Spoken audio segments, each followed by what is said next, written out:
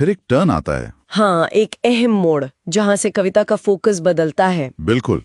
वो तब आता है जब कविता सोचती है कि अगर अगर ऐसा कोई बाहरी सहारा ना महसूस हो तो। हाँ, वो कहती है ना लगता अगर कोई इंसान ऐसा और ना लगता अगर कोई भगवान ऐसा। ये पंक्तियां एक तरह से चैलेंज करती हैं कि भाई अगर वो बाहर वाला सहारा ना मिले तब क्या करोगे। और यही यही कविता अपना सबसे पावरफुल आइडिया सामने रखती है। हाँ, समाधान बाहर नहीं अंदर ढूंढो। बिल्कुल। तो खुद को अपना वो खास बना लो, खुद में इतना आत्मविश्वास जगा लो। ये बहुत बड़ा शिफ्ट है, निर्भरता से आत्मनिर्भरता। कि अगर बाहर कोई नहीं तो तुम खुद बनो अपने लिए वो खास। सही। और ये सिर्फ सोचने की बात नहीं, ये करने की बात है, एक्शन की। अगली लाइनें यही कहती हैं, खुद को हर मुश्किल हालात में संभालो, खुद ही खुद का साथ निभा लो। हाँ, मतलब आत्मविश्वास जगाओ, खुद को संभालो, अपना साथ दो, मुश्किल वक्त में खुद अपनी ताकत बनो। ये एक तरह से अपनी अंदरूनी शक्ति को जगाने का कॉल है। एग्जैक्टली।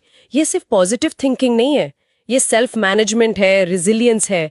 ये समझना कि मुश्किल में सबसे भरोसेमंद साथी हम खुद हैं। अपनी क्षमता पहचानना और उसे बढ़ाना। और फिर जो कविता का अंत है, हाँ, वो जैसे सब कुछ समेट देता है। बिल्कुल, तुम्हारे अंदर ही छिपा वो इंसान है, तुम्हारे अंदर ही बसता वो भगवान है। एक पूरा सर्कल, जहां से शुरू किया था, तलाश बाहर थी और अंत में वो सहारा अंदर ही मिल गया। हाँ, ये निष्कर्ष बहुत गहरा है।